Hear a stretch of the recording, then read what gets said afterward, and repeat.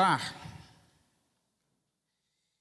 eu quero continuar com você a série que começamos no domingo passado, que traz este tema: contemple Jesus através de João. Estamos olhando o Evangelho de Jesus, escrito pelo apóstolo João, capítulo por capítulo, extraindo dali lições práticas para a nossa vida, para a nossa saúde espiritual e para a nossa jornada de fé com Jesus até que Ele volte. E hoje nós vamos olhar o capítulo 3 e eu quero compartilhar com vocês esse tema. Encontramos nosso lugar em Jesus. Diga isso comigo: em Jesus eu encontrei o meu lugar. Quantas pessoas estão em busca de um lugar? Um lugar profissional, um lugar geográfico, um lugar de conquistas e sucesso, mesmo sabendo que conquistas e sucesso é relativo para cada um. A Bíblia apresenta um modelo absoluto de conquista e sucesso. Quantas pessoas estão em busca desse lugar de realização? Só que quando a gente olha para a Bíblia, nós achamos algo interessante. O lugar que eu preciso encontrar não é geográfico, não é de uma posição política, não é de realização financeira, não é de realização emocional. O lugar que eu preciso encontrar se chama Jesus. Esse é o lugar onde todas as demais necessidades são supridas. E isso acontece, irmãos, aqui no Evangelho de João, capítulo 3. Eu quero te convidar a pensar em 3 personagens: Jesus, Nicodemos e João Batista. Acompanhe comigo esses 3 personagens aqui no capítulo 3. Jesus, Nicodemos e João Batista. Vamos ler. Capítulo 3 e verso 1 de João, diz o texto: havia entre os fariseus um homem chamado Nicodemos, príncipe dos judeus. Este foi ter de noite com Jesus e disse-lhe: Rabi, bem sabemos que és mestre vindo de Deus, porque ninguém pode fazer estes sinais que tu fazes se Deus não for com ele. Jesus respondeu e disse-lhe: na verdade te digo que aquele que não nascer de novo não pode ver o reino de Deus. Versículo 23, vamos adiantar um pouco a nossa leitura. Verso 23. Ora, João batizava também em Enom, junto a Salim, porque havia ali muitas águas, e vinham ali e eram batizadas. Verso 24. Porque ainda João não tinha sido lançado na prisão. Esses 3 personagens aparecem nesses poucos versículos que nós acabamos de ler. Primeiro, o diálogo de Jesus com Nicodemos. E segundo, um relato onde fala que João Batista estava batizando próximo ao Jordão. Vamos por partes, e eu gostaria que você ouvisse e observasse cada um deles. Nicodemos era alguém impressionado pelos sinais que Jesus estava fazendo. Nicodemos era um membro do Sinédrio, que era o tribunal para assuntos religiosos nos dias que ele vivia. Nicodemos era um religioso, a Bíblia diz que ele era um fariseu influente da alta sociedade e que foi ter com Jesus um encontro de noite. Qual era o assunto? Qual era o objetivo desse encontro de Nicodemos com Jesus? Era a necessidade desse Nicodemos comprovar qual era a origem, da onde vinham os sinais que Jesus fazia. Nicodemos tinha a missão de fazer uma sondagem nos ensinos de Cristo e ter a razão e o motivo do porquê Jesus fazia tantos sinais. Então, o assunto de Nicodemos com Jesus era entender se ele era de Deus ou não.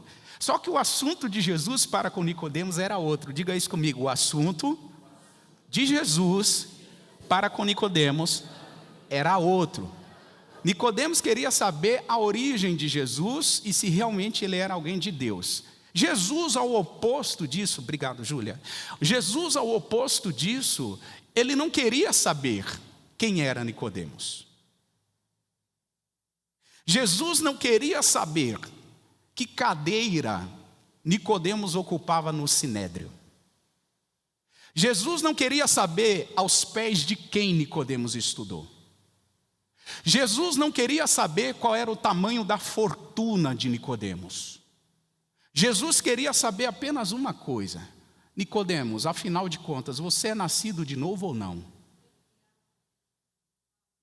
Preste atenção em algo aqui, irmãos. Isso aqui fala muito para nós. A gente vai a Jesus querendo saber algumas coisas dele, mas quando Jesus vem a nós, ele só quer saber de uma coisa: você é nascido de novo ou não? Você é uma nova criatura ou não? Você experimentou a transformação que só eu posso te oferecer ou não? É esse o tema de Jesus. Nicodemos carregava muitos motivos para ter uma conversa muito extensa com Jesus. Jesus não quer saber de nada disso.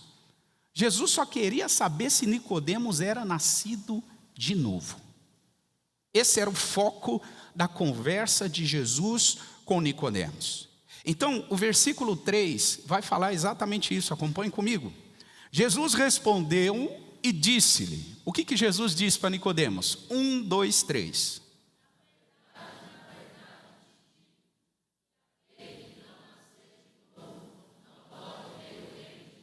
Em outras palavras, Jesus está dizendo para Nicodemos assim: Nicodemos, se você não nascer de novo, você não pode participar do reino de Deus. Você não pode acessar. Você não pode entrar. Você não pode desfrutar. Você não tem direito nenhum no reino de Deus se não nascer de novo, Nicodemos. E é importante a gente lembrar que Nicodemos conhecia da lei como ninguém. Nicodemos conhecia da religião, dos cerimoniais judaicos, da lei judaica como ninguém. Só que o foco de Jesus é outro. Você é nascido de novo ou não? Essa expressão nascer de novo, ela vem de uma antiga palavra hebraica, anophen. E anophen significa o seguinte: nascer de cima. Então Jesus estava dizendo assim para Nicodemos: você precisa nascer de cima, porque da terra você já nasceu quando você veio ao mundo através do ventre da sua mãe. Jesus estava dizendo para Nicodemos: da terra eu sei que você já nasceu, porque você não pode voltar para a barriga da sua mãe. Lembra que essa era uma das questões do Nicodemos? Como é que um homem velho pode voltar a nascer? Porque o Nicodemos estava falando do nascimento da terra. Jesus estava falando sobre o nascimento do alto. Então Jesus disse assim: você precisa nascer do alto, Nicodemos. Anophen. Nasça do alto e não do baixo e não da terra. Tem um teólogo chamado William Barclay. Ele foi um importante teólogo no século XX, pastor da igreja na Escócia. E ele disse o seguinte, que por todo o Novo Testamento, essa ideia do novo nascimento aparece. Ele aparece às vezes com outros nomes, por exemplo, renascimento, recriação e regeneração. Mas todos esses assuntos estão relacionados ao mesmo tema que Jesus está conversando com Nicodemos. Então, Jesus estava chamando um líder religioso, um mestre da lei. Jesus estava chamando um influenciador de Israel a pensar sobre isso.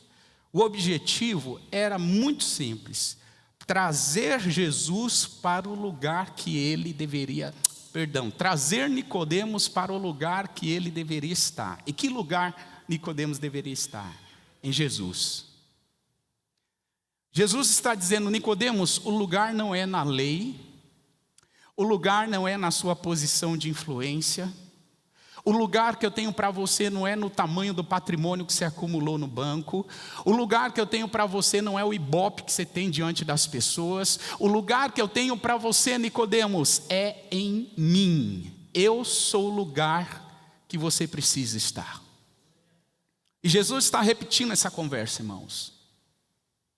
Jesus está repetindo esse mesmo diálogo que ele teve com Nicodemos para cada um de nós. O lugar que a gente precisa estar é nele. Paulo diz que nele nós temos esperança. Paulo vai dizer que nele eu tenho a força. Paulo vai dizer que nele eu posso todas as coisas. No Novo Testamento está apresentado muitos textos bíblicos que mostram que é em Jesus o lugar que nós precisamos estar, ou seja, só encontramos em Jesus este lugar que nós precisamos. Agora, veja, eu só encontro esse lugar em Jesus quando eu me desarmo. Por isso, há uma pergunta aqui que eu gostaria de responder juntamente com vocês, com 5 respostas. Qual é a pergunta? O que acontece quando encontramos nosso lugar em Jesus? Quando você encontra o seu lugar em Jesus, quando eu encontro o meu lugar em Jesus, assim como Nicodemos encontrou o lugar dele em Jesus, o que acontece com nossas vidas? Em primeiro lugar, nós reconhecemos que o nosso entendimento não é suficiente. Você pode dizer isso comigo? Eu preciso reconhecer que o meu entendimento não é suficiente. Irmãos, nós precisamos nos desarmar do nosso orgulho. Porque no nosso orgulho, a gente se depara com situações que a gente acha que sabe. Mas posso te falar, não passa de especulação. Você acha que sabe. Você acha que domina essa situação. Você acha que sabe quem está certo e quem está errado. Você só acha. E por que você só acha? Porque você não tem uma visão completa da situação. Eu não tenho uma visão completa. Nós não temos uma visão completa de absolutamente nada. A gente precisa reconhecer, quando eu encontro o meu lugar em Jesus, primeira coisa que acontece, eu reconheço que o meu entendimento não é suficiente. Olha o que diz o versículo 9 de João 3. Nicodemos respondeu e disse-lhe: como pode ser isso? Ele estava falando do novo nascimento. E aí no versículo 10, o que Jesus responde para Nicodemos? 1, 2, 3.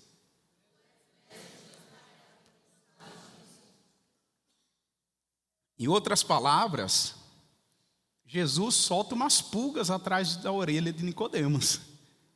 Diz assim: cara, você ensina sobre tantas coisas em Israel e você não aprendeu isso ainda? Você ensina sobre os profetas, sobre os patriarcas, sobre os reis de Israel e ainda não sabe o que significa o novo nascimento? Me explica isso melhor, Nicodemos. Jesus está soltando pulgas atrás da orelha do Nicodemos. Por quê? Porque como mestre de Israel, Nicodemos deveria saber o caminho da salvação. Nicodemos deveria saber a experiência do novo nascimento, o quanto ela é importante para alguém acessar o reino de Deus. E Nicodemos não sabia. Por que que ele não sabia? Porque apesar da sua inteligência, ele não tinha experimentado ainda o novo nascimento. Irmãos, Deus nos dotou com inteligência, com sabedoria, com capacidade, com habilidades, com tudo isso.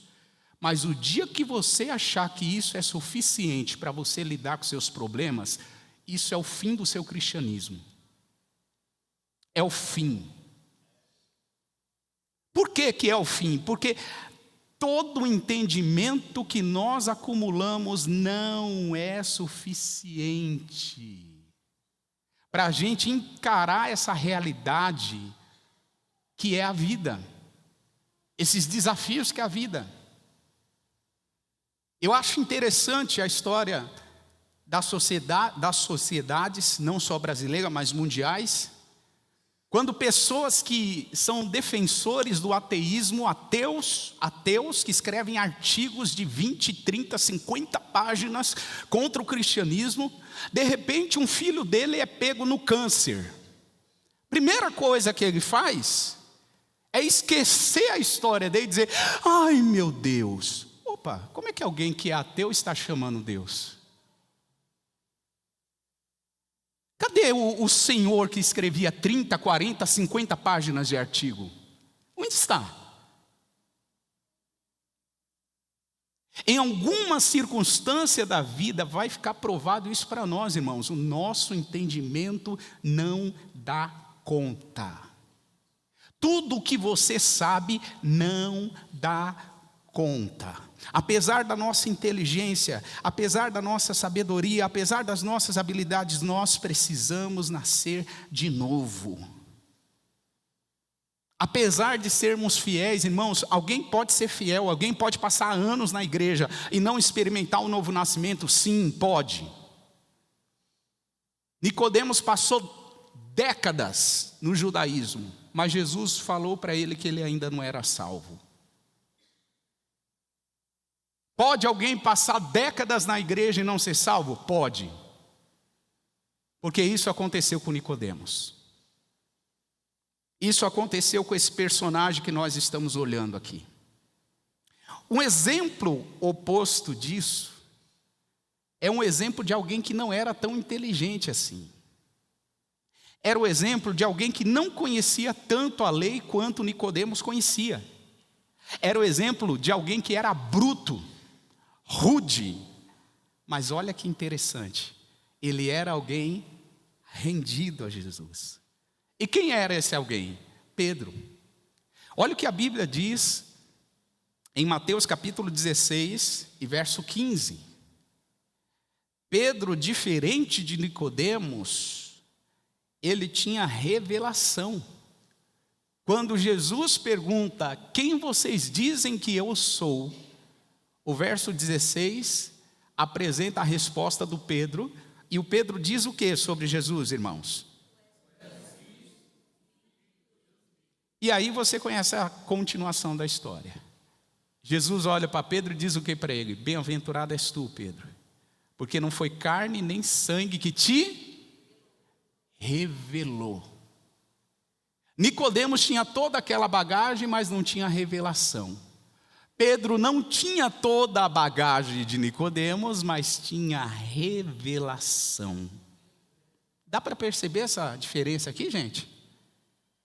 Então, Pedro era alguém rendido, era alguém que estava preocupado com o encontro dele com Jesus. Por isso, em primeiro lugar, nós precisamos reconhecer que o nosso entendimento não é suficiente. Em segundo lugar, quando encontramos em Jesus o nosso lugar, nós precisamos encontrar também a liberdade da condenação. Ainda no capítulo 3 de João, acompanhe comigo o verso 17 e 18. Porque Deus enviou o seu Filho ao mundo, não para que condenasse o mundo, mas para que o mundo fosse salvo por ele. Versículo 18.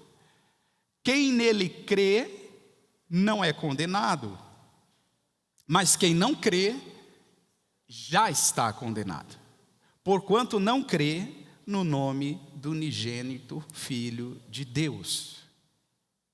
O texto sagrado está mostrando que Jesus veio ao mundo revelar o coração do Pai. E o coração do Pai é revelado através do quê? Da salvação. A salvação. Deus ama o mundo a ponto de entregar o seu Filho. É isso que diz no verso 16 de João 3. Ou seja, essa oferta graciosa de salvação, ela precisa ser aceita. Ela precisa ser recebida. E a pergunta que a gente deve fazer é: o que acontece com quem rejeita essa oferta? Bom, o texto sagrado diz: quem não crê nisso já está condenado. Não é que vai ficar, já está condenado. Já está. Por quê? Porque desprezou o dom gratuito de Deus, que é a vida eterna em Cristo Jesus, o nosso Senhor. Romanos 6, 23 diz que o salário do pecado é... Mas o mesmo versículo 23 diz que o dom gratuito de Deus em Cristo Jesus, o dom gratuito de Deus é a salvação em Cristo Jesus, o nosso Senhor. Então, é importante a gente observar que a salvação é uma oferta, a libertação da condenação é uma oferta. Só que esta oferta pode ser aceita, mas esta oferta pode ser o quê, gente? Rejeitada. E quando é rejeitada, o texto diz, essa pessoa já está em condenação. Qual condenação, pastor? Versículo 19. Acompanhe comigo. Vocês podem ler? 1, 2, 3.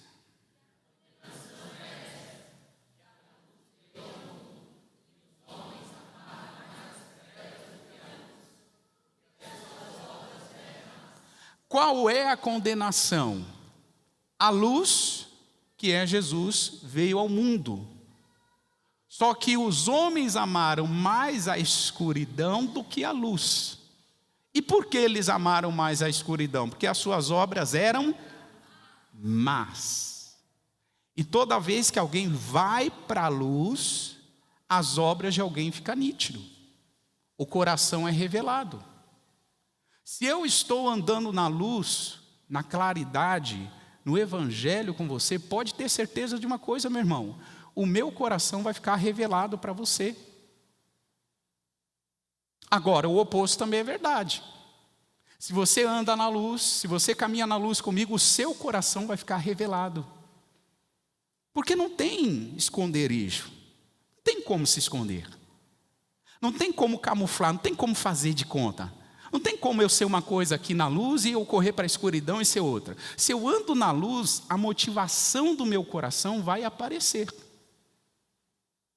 E o texto sagrado, o apóstolo está dizendo exatamente isso. A condenação acontece porque o ser humano rejeita andar na luz e prefere ficar nas trevas. Então, quando a gente encontra o nosso lugar em Jesus, segundo lugar, nós somos libertos da condenação. Em terceiro lugar, quando encontramos o nosso lugar em Jesus, as nossas obras são manifestadas. Diga isso comigo, as minhas obras são manifestadas. Olha que interessante, irmão. O verso 20 e 21 vai ensinar que quando a gente está na luz, o que vai acontecer? Vai acontecer algo muito simples. Eu não vou precisar falar.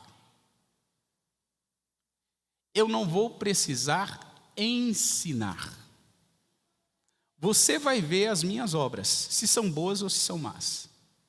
Porque a gente está na luz. Olha o que diz o verso 20, acompanhe comigo isso. Porque todo aquele que faz o mal, odeia a luz, ou aborrece a luz.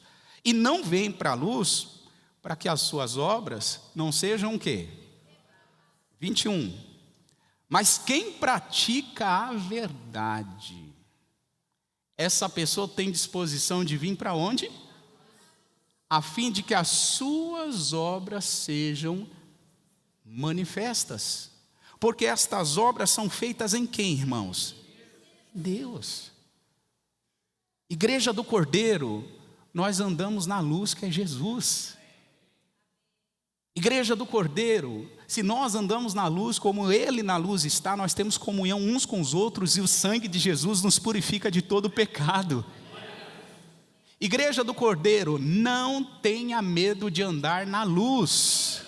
Não precisa ter medo. Ai, pastor, mas se eu andar na luz, as minhas obras vão se tornar conhecidas. Mas, irmão, a igreja é lugar de gente doente. Não é lugar de gente perfeita. Ou Jesus veio para os sãos? Você leu isso no Evangelho? Jesus veio para os sãos ou para os doentes? Pronto. Então, da onde vem esse medo de querer se esconder? Não, ninguém pode ver as minhas falhas. De onde vem isso? De quem que você aprendeu isso? Não foi com Jesus. Não foi com Jesus. Porque Jesus andava na luz, e Ele convidou que assim como Ele anda na luz, os que andam com Ele também devem andar na luz, e as suas obras vão ser expostas, se boas, se ruins, se defeitos, se falhas, vai ficar tudo nítido. Então, o cenário que a gente encontra aqui é um cenário muito simples de se entender. Jesus está falando tudo isso para Nicodemos.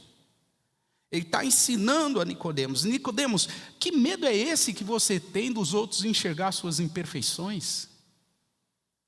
Irmão, que sentimento de perfeccionismo é esse? que ninguém pode conhecer as nossas falhas? Com quem que a gente aprendeu isso? Que medo é esse que você carrega de alguém olhar os seus defeitos? Medo de ser rejeitado? Medo de você não ser aceito? Medo de você não ser amado? Da onde vem esse medo que a gente carrega?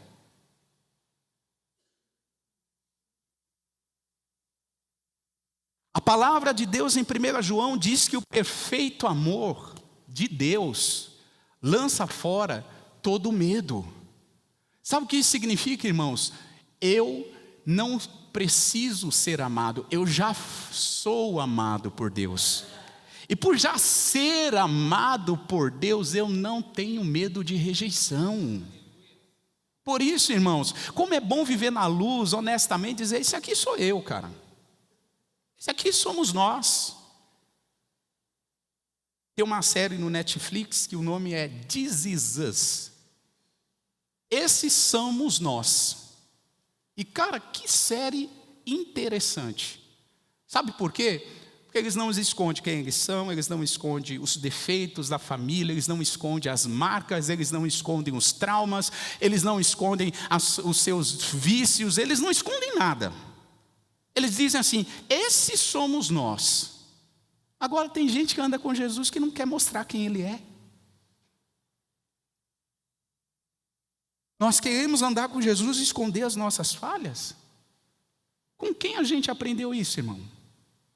Não foi com Jesus. E Jesus está falando isso para Nicodemos. Quem anda com Ele, as suas obras são manifestas. Jesus ensina algo poderoso para Nicodemos. A gente precisa ter tranquilidade, sinceridade e verdade sobre o que fazemos e com qual motivação fazemos. Deixa vir para fora as nossas qualidades e defeitos. Sabe por quê? Eu vou ler um texto bíblico que você vai entender por quê. Lucas capítulo 12. Olha o que diz aqui. Lucas capítulo 12, verso 1 e 2.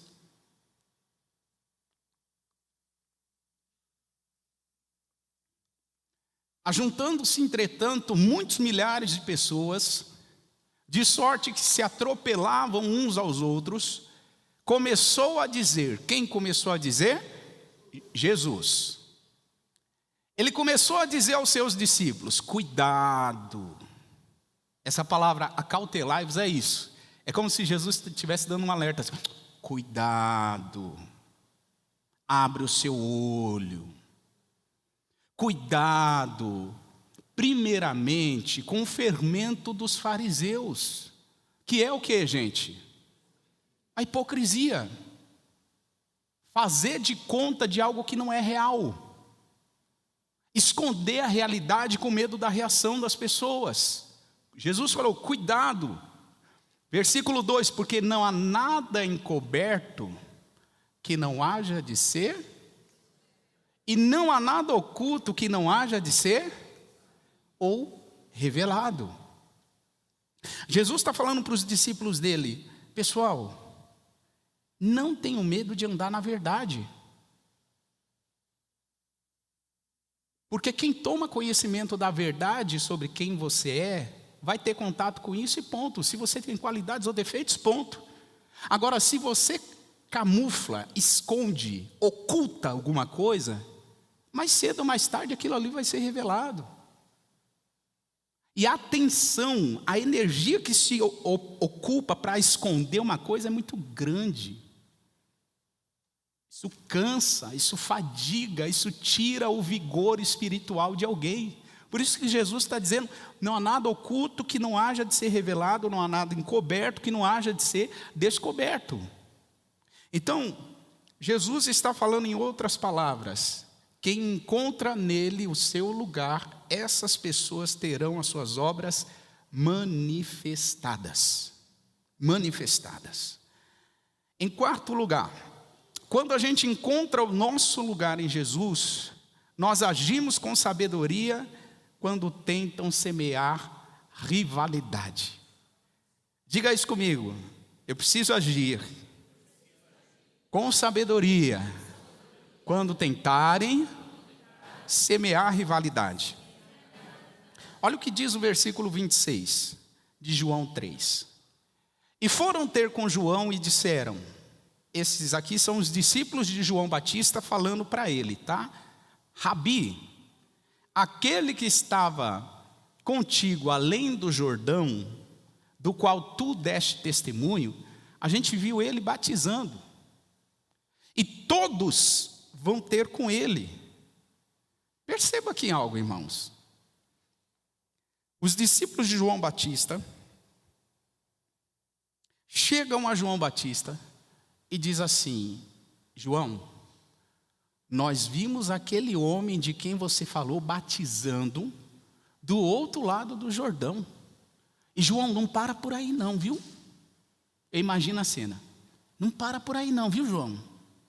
Tem muita gente indo atrás dele. Irmão, você é maduro, você é adulto. Com qual intenção os discípulos de João fizeram essa abordagem para ele? Com qual intenção? A intenção de pacificar a situação? Tem gente, irmão, que quer ver o fogo aquecido. Quanto mais fogo, mais gasolina a pessoa bota. É os discípulos de João aqui, ó, botando gasolina.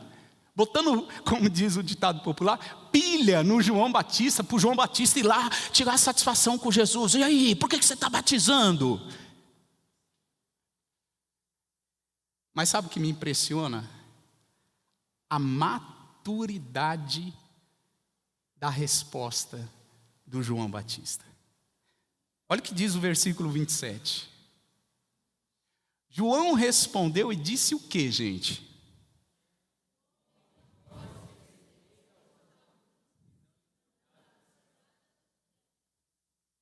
João diz assim, tranquilo. Ninguém pode receber uma missão se do céu não for dada. Sabedoria. Sabedoria. Posso fazer uma pergunta para você? Como você reage quando as pessoas semeiam rivalidade no seu coração? Como você reage? Como você reage quando o seu colega de trabalho está semeando e despertando rivalidade no seu coração? Como você reage quando um familiar seu está comprovadamente querendo despertar rivalidade no seu coração? Como você reage? Você vai na pilha? João Batista poderia ir lá e chegar, Jesus, a minha missão é batizar. Por que você está batizando? Se ele vai na pilha dos discípulos, era essa abordagem que ele ia fazer com Jesus. Mas olha que interessante, ele não faz isso. Por quê? A reação de João Batista fala muito da maturidade dele. Irmãos, a sua reação, a nossa reação, fala muito da maturidade que nós estamos tendo da nossa caminhada com Jesus. Como é que a gente está reagindo? Como é que a gente está reagindo? Quando eu encontro o meu lugar em Jesus, eu sei como responder e como reagir com sabedoria. O João Batista falou, não, nós estamos caminhando juntos.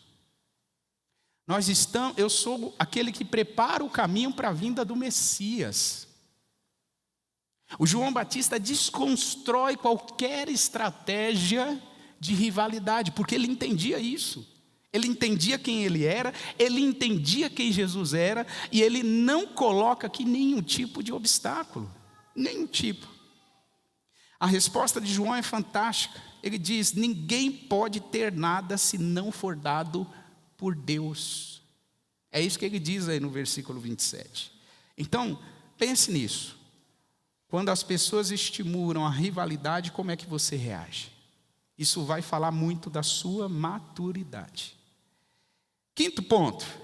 Quando a gente encontra o nosso lugar em Jesus, a gente reconhece esse lugar. E olha o que diz o versículo 28 de João 3. Vós mesmos são testemunhas do que eu disse. Eu não sou eu não sou o Cristo, mas sou enviado adiante dele. 29. Aquele que tem a esposa é o esposo, mas o amigo do esposo que assiste e ouve, alegra-se muito com a voz de quem, gente? Assim, pois, já está cumprida a minha alegria. Verso 30. Vocês podem ler? 1, 2, 3.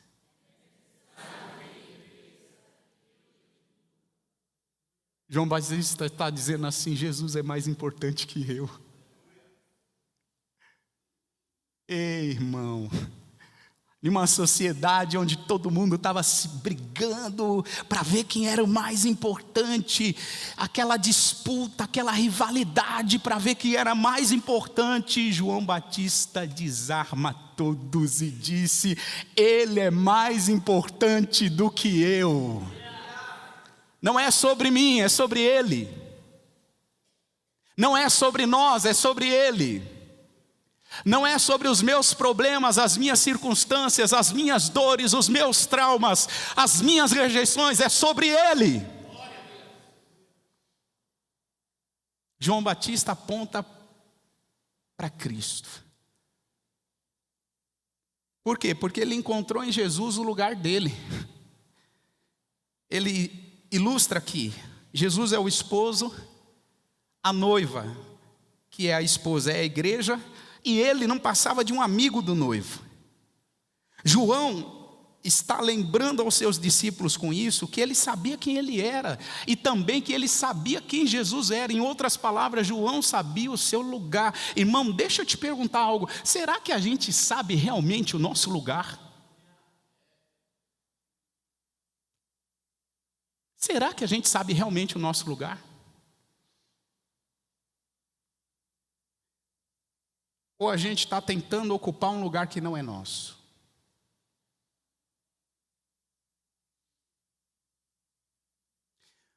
Boa parte das contendas, conflitos, problemas acontecem justamente por isso. Seja numa família, seja num ambiente de convivência social, numa escola, numa igreja, em um trabalho, em qualquer lugar que tem pessoas. Por que acontecem problemas? Porque as pessoas não reconhecem os seus lugares. Qual é o meu lugar e qual é o seu lugar? Qual é o lugar de Jesus sobre nós? Quando eu não reconheço o meu lugar, eu vou viver uma busca constante para achar um lugar. Tentamos a todo custo ocupar um lugar que não é nosso. E quando a gente não ocupa o nosso lugar, irmão, isso é terrível. Terrível. Por que a gente busca isso? Porque a gente está se comparando. A comparação, já disse algum especialista, que eu esqueci o nome dele aqui, fugiu a mente, mas ele disse que a comparação é uma morte em câmera lenta. A comparação adoece as nossas emoções. A comparação tira a gente do propósito original que Deus tem para nós. A comparação desperta em mim sentimentos que não precisavam ser despertados.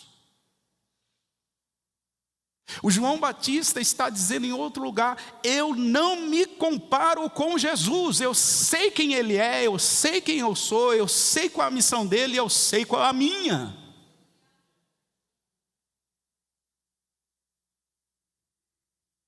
Eu quero te dar 7 características daquilo que nós somos.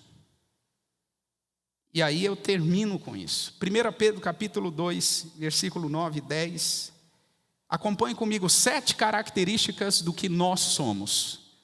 A partir do momento que a gente percebe o que nós somos, a gente não vai buscar ser aquilo que não somos. E diz o texto: mas vós sois, vocês não serão, vocês já são. Está aí, irmão? Já são. Vocês já são o quê? Primeiro lugar. Segundo lugar.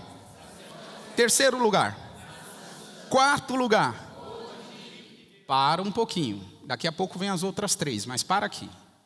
O apóstolo Pedro faz um intervalo e ele diz assim: vocês são tudo isso por causa de um propósito. Um propósito. E que propósito é esse? Anunciar as virtudes daquele que vos chamou das trevas para a sua maravilhosa luz. Vocês são tudo isso com um propósito. Isto que vocês são está amarrado a um propósito. E agora ele vai dar sequência às outras três características.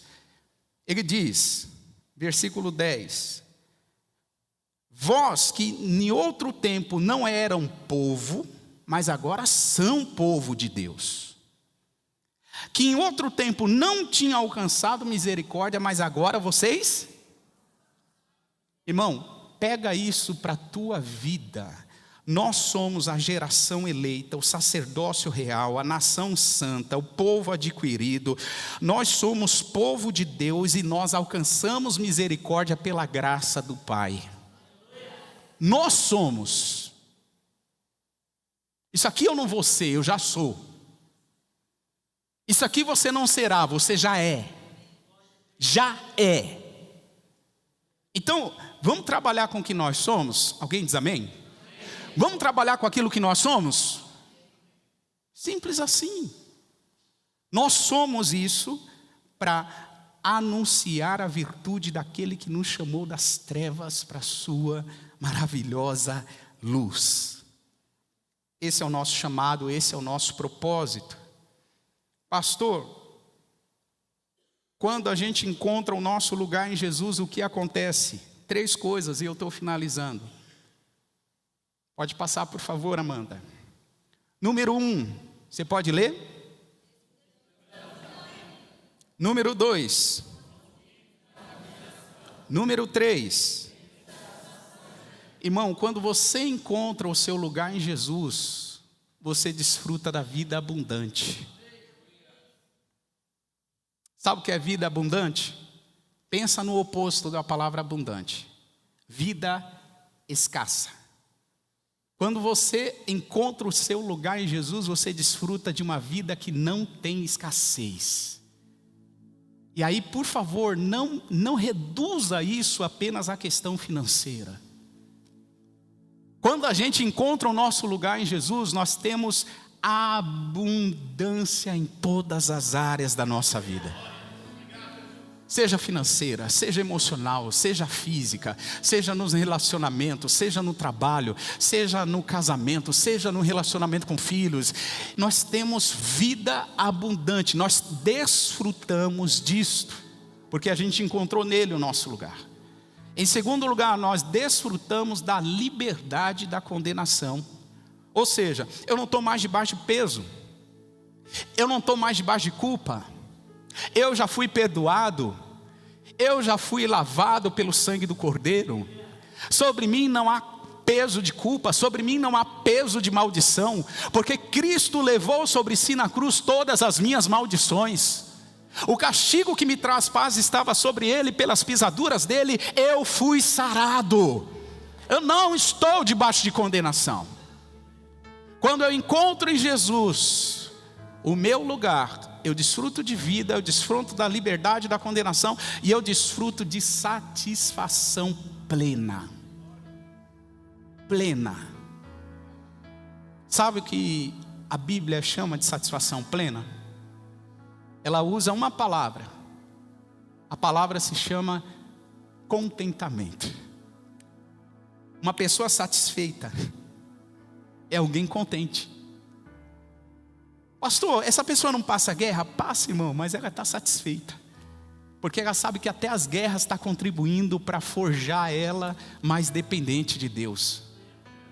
Ela sabe que até as dores, os traumas, os perigos, a exposição, a vergonha, tudo está contribuindo para ela se tornar alguém mais dependente de Deus. Então, quando você encontra o seu lugar em Jesus, você tem satisfação plena. Eu termino contando a história do pastor McCord e da pastora Pamela. Eles são americanos e vieram para o Brasil como missionários em 1979. E eles foram para uma cidade, São José dos Campos. E todos os dias de manhã, ele abria a varanda da sua sacada, sentava na mesa, tomava café com sua esposa. E ele ouvia o canto dos pássaros todo dia de manhã. E um belo dia, pastor McCord conta que na mesa do café dele, entra um pássaro correndo assim, atravessa a frente dele, bate na parede onde tinha um espelho e cai, pum, e fica ali caído. Depois daquele susto de ver o pássaro dando aquele voo rasante, o pastor McCord disse que se levanta da mesa, vai com bastante cuidado até o aparador onde o pássaro estava. Ele pega aquele pássaro e o pássaro não esboça nenhuma reação. Ele queria cuidar do pássaro. Só que no coração dele veio uma impressão, uma direção. Ele achou que o pássaro não poderia voar novamente. Mas Deus falou com ele: leva esse pássaro para a sacada e solte ele. Ele pegou aquele pássaro, foi para a sacada, cuidadosamente, e quando chegou lá, ele soltou o pássaro. E surpreendentemente o pássaro abriu as asas, fez um voo rasante e continuou a sua história de vida. Quando ele terminou de fazer isso, Deus falou com ele. E o pastor McCord, ele disse que Deus falou com ele: isso acontece com você. Quando você entra desorientado em algum lugar, quando você se choca com alguma ilusão que não é real, e você cai e fica ali, esse é o momento que eu quero te pegar nas minhas mãos. Este é o momento que eu quero pegar você nas minhas mãos. Este é o momento que eu quero cuidar de você. Pastor Carlos McCord, ele conta que essa experiência marcou a vida dele. E todas as vezes que ele choca com alguma ilusão e cai, ele diz que ele fica quietinho e fica esperando Deus pegá-lo com suas mãos. A conclusão dessa história, irmãos, é muito simples. O pastor, ele diz que ele não sentiu vontade de julgar o pássaro, porque o pássaro errou. O pássaro entrou na sala dele, bateu no espelho, colidiu. Ele não tinha vontade de julgar o pássaro. Pelo contrário, ele tinha vontade de ajudar o pássaro. E ele entendeu que da mesma forma Deus age conosco. Ou seja, Deus, quando vê a gente sofrendo pelo peso das consequências dos nossos pecados, porque a gente colidiu com o pecado e a gente caiu. Deus, quando vê o nosso sofrimento lidando com as consequências do pecado, Deus não nos julga, irmãos. Deus não te julga. Sabe o que Deus faz como um bom pai? Ele se aproxima de você e quer te pegar no colo, quer restaurar suas feridas e quer te soltar para voar livremente novamente. Porque Deus não aprisiona ninguém. Você está achando que Deus nos restaura porque Ele quer que a gente fique preso a Ele? Negativo, você não conhece Jesus. Ele nos restaura para a gente ser livres. E se a gente, na nossa liberdade, escolher andar com Ele, é o que Ele mais quer. Agora, Ele não cura, Ele não restaura, Ele não modifica a nossa vida para que a gente fique preso, mas para que a gente seja livre. Eu termino essa manhã perguntando a você: qual foi a ilusão que te atraiu e que fez você chocar com o engano do pecado? Onde você caiu? Onde nós caímos? O Pai nessa manhã está se aproximando de nós. E aí, você está deixando Ele te pegar ou você está reagindo? Você está esboçando reação?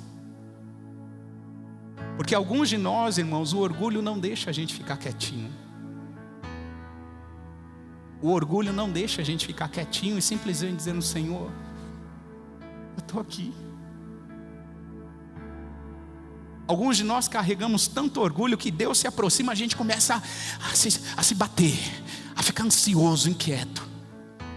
O Pai está aqui. Qual vai ser a sua reação?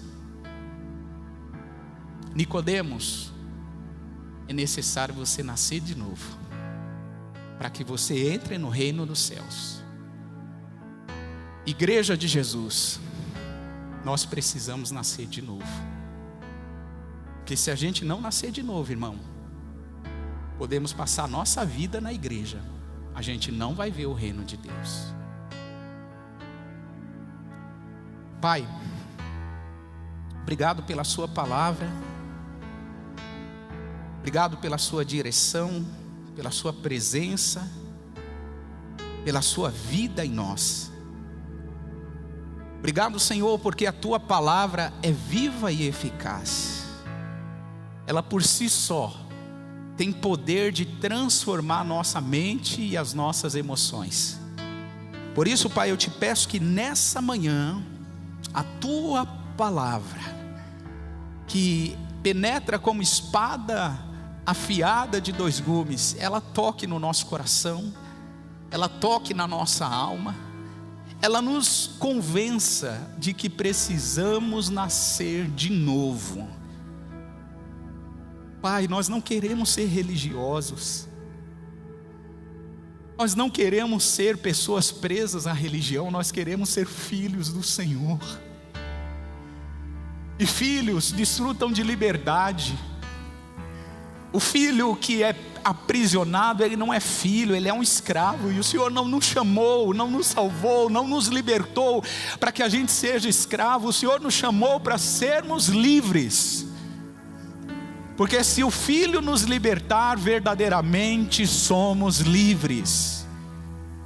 Jesus, que nessa manhã a convicção do nosso coração seja essa: que a gente viveu o novo nascimento, que a gente está sendo transformado diariamente pelo poder da sua palavra, e que haja em nós, Pai, frutos de amadurecimento. Eu declaro isso sobre a tua igreja, Senhor. O Senhor disse a esta igreja que nós entramos numa nova estação, e eu declaro que esta é uma nova estação de maturidade, Senhor. É uma estação onde os filhos vão amadurecer como nunca. É uma estação, Pai, em que o teu Espírito produzirá em nós frutos de maturidade. Faz isso para a tua glória, Senhor. Faz isso para o teu louvor. Igreja, se coloca de pé, em nome de Jesus. E se você pode falar com o Pai, falar com o Senhor, continue falando com Ele, continue derramando o seu coração. Fale das suas dores, fale dos seus pecados, confesse, abra o coração.